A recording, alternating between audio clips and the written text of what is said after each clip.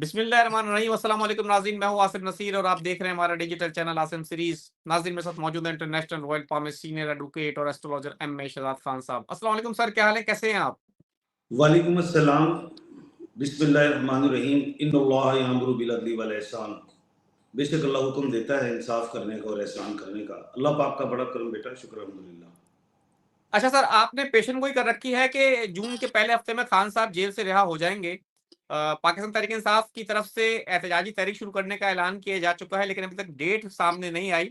लेकिन अलीमा खान का एक बयान सामने आया है, वो कह रही है कि तहरीक इंसाफ जब भी तहरीक शुरू करने का ऐलान करती है तो इमरान खान की रिहाई की खबरें चलना शुरू हो जाती हैं। ऐसी बातें शुरू हो जाती हैं कि खान साहब जेल से रिहा होने वाले हैं, जिसकी वजह से अवाम जो है वो ठंडी पड़ जाती है और तहरीक जो है नाकाम हो जाती है।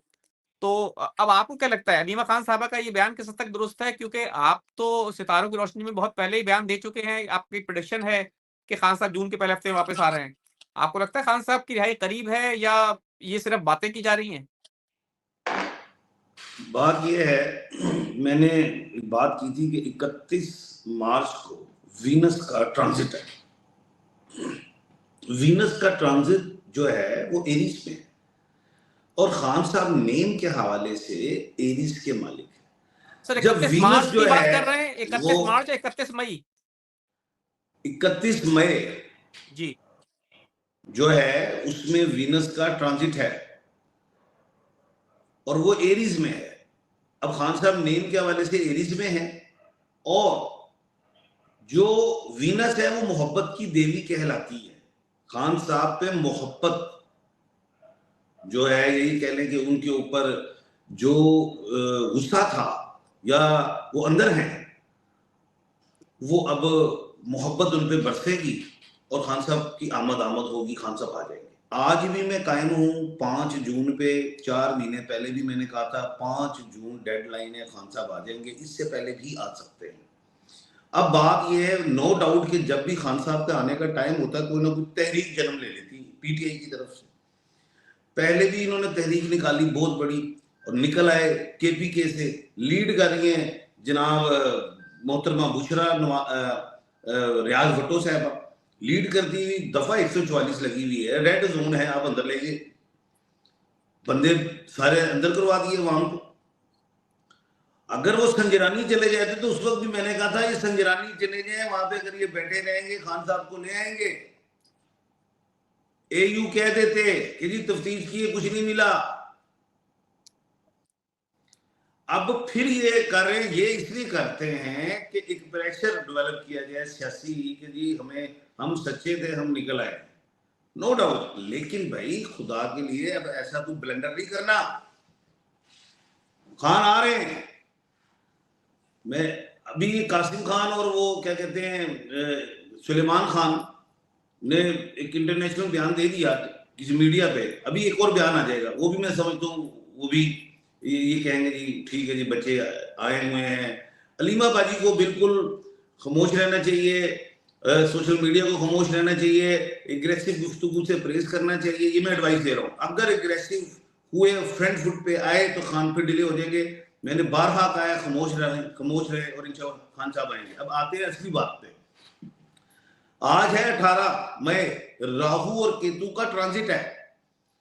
इससे बेशुमार लोगों के ऊपर से जो सारसती थी खत्म। Is number 1। नंबर 2, इस राहु और केतु का जो ट्रांजिट है, मुल्क पाकिस्तान को केतु लगा हुआ था नेम के हवाले से, तो पाकिस्तान में भी एक बेहतरीन सियासत की जाएगी। पाकिस्तान के तमाम अदारे, सरकार, अवाम एक सफ पे नजर आ रही है मुझे अब। और एक सफ पे क्यों आ रही है? खान जो आ रहा है, ये भी एक बात है। ईद से पहले आपको खुशखबरी मिल सकती है। इस बड़ी ईद में 2 ईदें मनाओगे। एक ईद का चांद तो देखना है, खान का चांद भी, खान को भी देखोगे। मुझे नहीं लगता कि तहरीक हो, ऐसा लगता नहीं है। और तहरीक इस्लामाबाद तक नहीं पहुंचेगी, नहीं चलेगी तो नहीं पहुंचती, मुझे नहीं लगता। और एक तो बात है, डेट भी उन्होंने अनाउंस नहीं की। अगर डेट अनाउंस की हो तो मैं उस पर नॉलेज ऑफ साहब से भी बात कर लूँ और तारीख से। लेकिन अब तो वीनस जो मोहब्बत की देवी जो है वो खान के पास आने वाली है, सी तहरीक नहीं चलनी।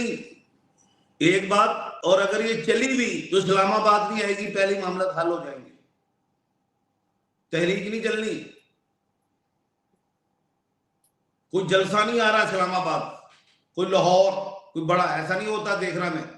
देखें, जब मैंने एक बात ही कर दी है कि खान साहब बाहर आ रहे हैं, 5 तक आ रहे हैं, तो उससे पहले कोई ना कोई मूव तो होगी ना, डायलॉग होंगे, उसमें कुछ शराइत कंडीशंस भी होंगी, और वो कंडीशन जो मैं समझता हूँ नॉलेज ऑफ जफर से तो यही होंगी कि 2 साल तक हुकूमत को चलने दो, इलेक्शन 2027 को है, बिल्कुल है।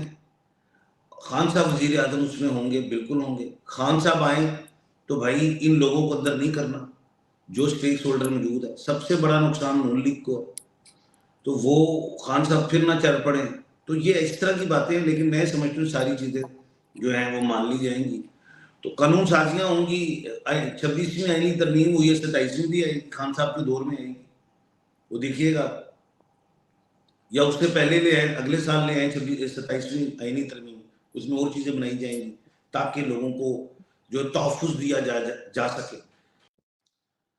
18 मई को जो राहु केतु है ना, ये केतु पाकिस्तान के अंदर से निकला है, पे को लगा होता है वर्गों को, नाम के हवाले से पाकिस्तान जो है पे में है, पहलगाम पे में है, पुलवामा पे में है, इन तीनों में से केतु निकल गया। अब मोदी जो है उसकी टेंशन बढ़ जाएगी, मोदी की। मैंने कहा था 18 मई को राहु केतु का ट्रांजिट होगा, तो वो केतु जो है वो ल्यू में, बुर्ज असद में, संघ राशि में जाएगा, जिससे मोदी की उल्टी गिनती शुरू होगी। सियासी हवाले से मोदी जो है हिंदुस्तान में कमजोर होगा, डिफेम बढ़ेगा। और दूसरी बात यह कि जो जंग के बादल छा गए थे बहुत बड़े, वो 90% चले गए। अब इंडिया जंग करता है, हम तो ठोकते हैं। तो अब दूसरी बड़ी बात यह है कि 2 बातें बड़ी अहम हुई हैं इस महीने। एक तो चित्तरगरी योग 12 मई को खत्म हो गया, क्योंकि 12 मई से पहले तो लड़ाई हुई थी, बहुत बड़ा जालिम योग था जो मैंने कहा था। उसके बाद 18 मई को राहु केतु का ट्रांजिट, ये भी खत्म हो गया, जंग का 90% चांस खत्म। सर्जिकल स्ट्राइक्स हो सकती हैं, एलओसी की खिलाफ वर्जियां, सीज फायर, छोटे मोटे पंगे, वो जो था ना वर्ल्ड वार 3 लगने जानी है, ये खित्ता तबाह हो जाएगा, वो चीजें खत्म। अब एक बात और है, 11 जून को खप्पर योग है, 11 जून तक, 11 जून को खप्पर योग खत्म होगा। अब 11 जून तक मोदी जो है उनके दिमाग में ये रहेगा कि मैं बदला लूं इंडिया से, वो पाकिस्तान से बदला लूं। अब उसका चांस 10% है, क्योंकि मोदी के दिमाग में ये चलेगा, मुंह से भी बोलेगा वो, लेकिन मोदी की अपनी पार्लियामेंट इस चीज पे एग्री नहीं होगी, उसकी अपनी कबीना, कांग्रेस नहीं, और इंतशार पैदा होगा। तो इसलिए मोदी के जो कार्ड हैं वो अब कमजोर हो गए हैं। और जब 11 जून गुजरेगा तो 100% खत्म हो जाएगा मामला। फिर दोबारा ये खप्पर योग लगेगा 11 जुलाई को, और 7 अक्टूबर तक रहेगा। उसमें मोदी फिर कोई पुलवामा वाली गेम करने की कोशिश करेगा, तो फिर दोबारा मुंह की खाएगा। अब ये राहु केतु के फायदे क्या हुए हैं आपको मैं साबित करता हूं। पीएसएल शुरू, शाह महमूद कुरैशी बाहर।